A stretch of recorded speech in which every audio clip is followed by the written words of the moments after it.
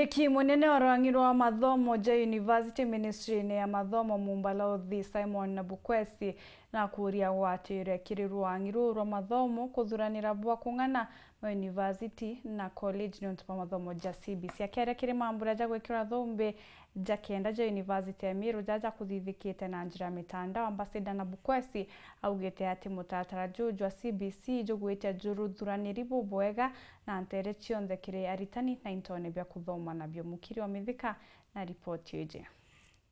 Egitenere ukinyanithia bwa mutale wa kithomo kia CBC yethirite yo kuchelia meario nkurani na thirikari niyo etiumanirio tiera umbani bwayo. Mwandiki munene mulwamerio kithomo kia University no thunthuria rwang'ine rwa kithomo Ambassador Simon NABUKWESI na rombete atongeria bachukuru tia mathomo yeguru kuibangania boya buru kenda kumbethia arito ba CBC kuma secondary wetethia na mbere kithomo kiende ne college amwe na ma university. As the CBC continues to advance towards the high institutions of learning, I would like to urge the stakeholders to continue working towards ensuring the preparedness of the higher institutions for this new curriculum.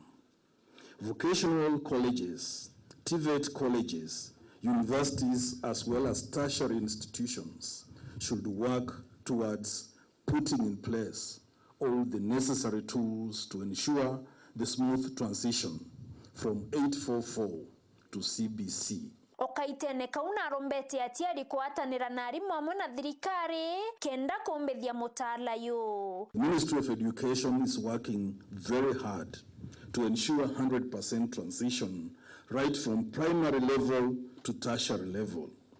The ministry cannot achieve this without your express support.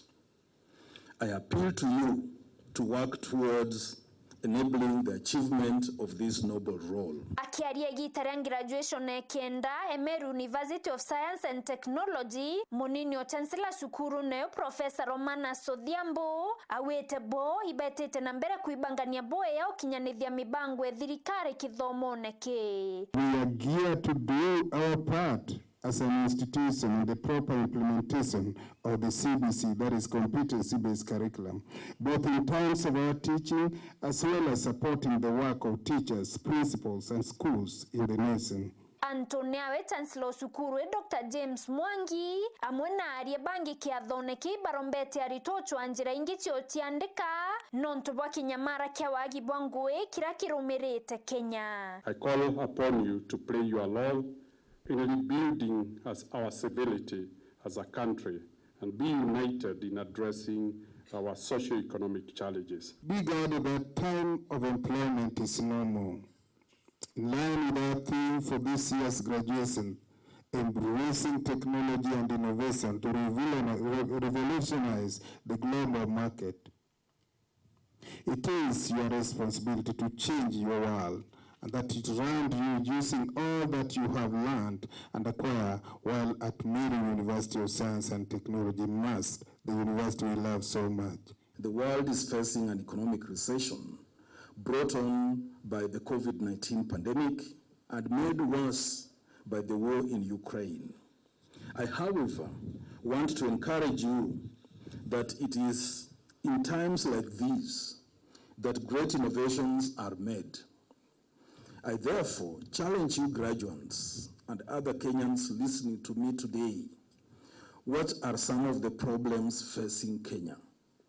Can we find solutions to these problems? We have talked a lot about lack of employment. That means employment is a necessity.